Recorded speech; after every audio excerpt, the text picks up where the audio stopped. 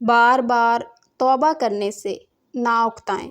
کپڑے گندے ہو جائیں تو آپ انہیں دھوتے ہیں نا، اسی طرح دل کو گناہوں سے پاک کرنے کے لیے توبہ کے پانی سے غسل دیتے رہیں۔ عبادت کیا ہے؟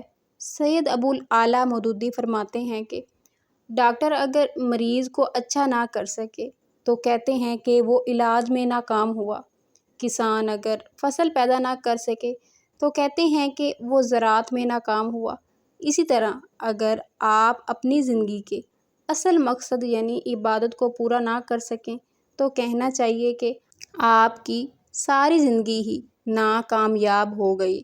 اسی لیے میں چاہتا ہوں کہ آپ لوگ پورے غور کے ساتھ عبادت کا مطلب سنیے اور سمجھیے اور اسے اپنے دل میں جگہ دیجیے، کیونکہ اسی پر آپ کی زندگی کے کامیاب یا ناکام ہونے کا انحصار ہے۔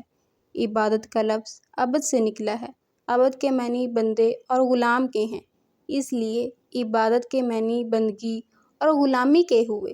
جو شخص کسی کا بندہ ہو، اگر وہ اس کی خدمت میں بندہ بن کر رہے اور اس کے ساتھ اس طرح پیش آئے جس طرح آقا کے ساتھ پیش آنا چاہیے، تو یہ بندگی اور عبادت ہے۔